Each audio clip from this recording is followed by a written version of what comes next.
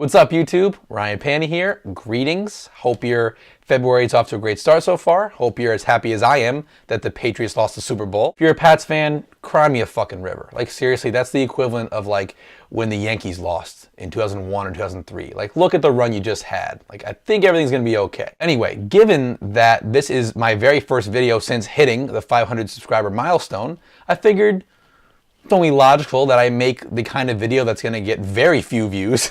Most likely because A, the artist I'm discussing isn't a household name yet, and most importantly, B, I'm literally 3.5 months late on it. This video is a shining example of procrastination. Like, I have watched this particular video move from to-do list to to-do list to to-do list since, well, Saturday, October 21st, 2017, which is when I first came across this great New York Times article written by John Caramanica, who I follow pretty religiously. The headline is "When Vintage Emo Meets Hip Hop," which immediately grabbed my attention. So I, of course, had to check out the record in question, which is by a young man named Joe Mullerin, a up-and-coming SoundCloud rapper who records under the pseudonym Nothing Nowhere. The record's called Reaper, and I kid you not, I took my notes on it that week. It just took me fucking forever to record it. I just kept putting it off and putting it off and putting it off.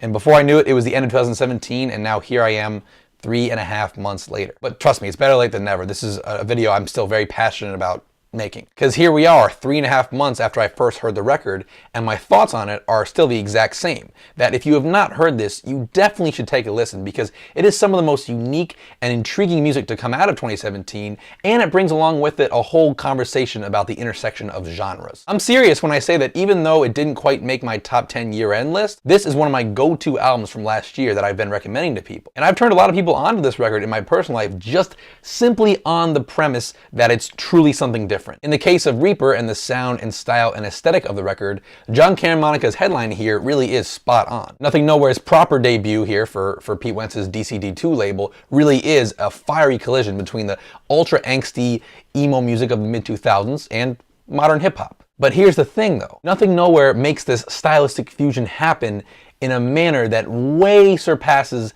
the similar attempts of both his contemporaries and the artists who have tried this before him. And just to be clear here, when I'm referring to the artists who have tried this fusion, I'm not talking about artists like Drake and Kanye and Kid Cudi who have simply made sad, lonely, depressed rap music. I'm talking about people who have actually tried to blend the alternative and emo genres with the hip-hop genre. In terms of artists who have tried to blend hip-hop with a sort of emo aesthetic, I'm sure you guys remember the Gym Class Heroes. They had a couple huge singles. They were doing a bit of that, adding like an alternative and emo tinge to hip-hop. The only problem is their music was way too lightweight and not nearly dark enough to ever earn the tag emo-rap. It also wasn't very good, so there's that. And then a more contemporary example would be the rapper Machine Gun Kelly, who just forces so much manufactured melodrama into his cookie cutter brand of pop rap. I don't know about you guys, but his music is just unbearable to me.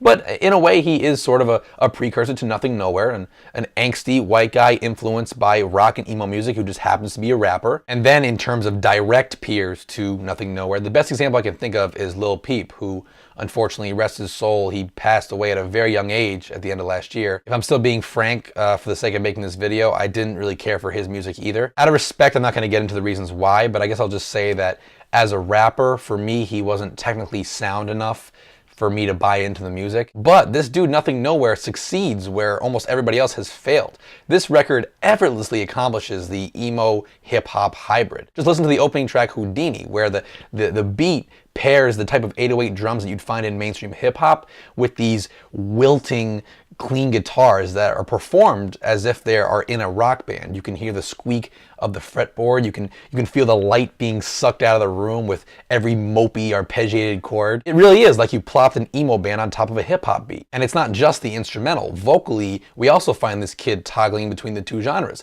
switching off between this breathy, downtrodden singing voice and rapping. The best way that I can describe how the rapping is on this album, it's like if Tyler from 21 Pilots wrote much deeper, more thoughtful lyrics and was a much better rhymer. And the following track, the excellent Clarity and Kerosene, is perhaps the best showcase of this kid's versatility. Because the melodic chorus on this song, it feels straight off a record by like the band Brand New. And I mean that in the best way possible. I love the chorus on this song. But then when we get to the second verse, he kind of snaps out of his hazy singing and hits us with this fast triplet flow where the vocals are layered on top of each other. It's almost like a Kendrick Lamar type thing. And hearing these two elements coexist in the same song is really thrilling. Then as the record progresses, we start to see this style seesaw tilt more drastically in both directions, where tracks like Funeral Fantasy and Scully are mostly rapping focused, and then there's tracks like the ambient Mary Kate or the dramatic closer Nevermore that have almost nothing to do with rap music. So while some of this album's absolute high points are tracks like Black Heart that equally balance alternative music with rap, it's also fun when the formula gets tinkered with a little bit, and as a listener you're forced to sit there and be like, am I even listening to a rap record? Because I really don't think I am. And that's the fucking beauty of Nothing Nowhere's music. Like, to me, this record has carved out this whole separate space in my brain. And I think that's just because it fills a void that I didn't even know was there. Like, I'm sure somewhere in the back of my mind, I've always wondered what bands like Brand New and Senses Fail and My Chemical Romance would sound like if they were hip-hop artists. And this gives me a partial answer to that question. Case in point, when Chris from the band Dashboard Confessional shows up on the song Hopes Up to provide guest vocals, he fits right in. Which, funny enough, there was actually an interview done with Dashboard Confessional about their new record. And it was done in the New York Times, and sure enough, Nothing Nowhere was brought up, which I think is awesome. Seriously though, a track on here like Funeral Fantasy is exactly how you'd expect a white dude in 2005 to rap. If I died, would you even cry?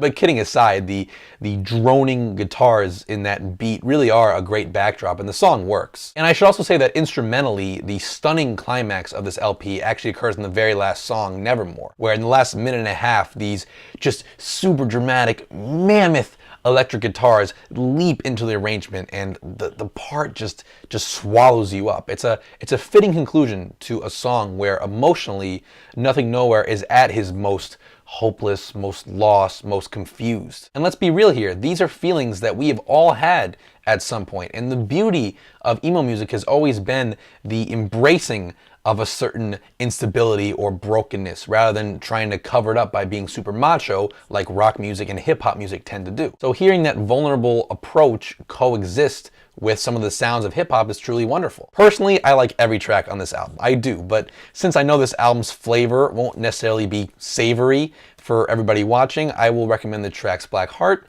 Carity and Kerosene, and Nevermore as your jumping off points. But I'm seriously like so surprised at not only how much I enjoy the sound of this album, but how much the music resonates with me, given that I don't necessarily feel the way that he feels on this record. But I think it's just because he's authentic. The emo elements, the hip hop elements, they are equally genuine and equally authentic, which is something that we can't necessarily say about the other artists that I mentioned at the beginning of the video. I will say that this record might not have worked if it was longer than its pretty brief 33-minute runtime. I think this style has the potential to get old pretty fast, but at the same time, I also think that this guy's sound isn't fully developed yet, and if I'm being optimistic, I think we're going to see this little genre hybrid take all kinds of twists and turns in the future, which hopefully will keep it fresh. And I get that a lot of you might not like this album, especially if you already can't tolerate emo music and the tear-soaked lyrics that come along with it, but I fucking love it. And I think this kid, Joe Mullerin, would be a great performer in either of the two genres that he straddles. But the fact that he chose to combine these two worlds, that makes Reaper one of my most listened to albums of the last few months. As always, thanks so much for watching, guys. If you like this video and are not subscribed, please consider doing so by clicking to the right of my head.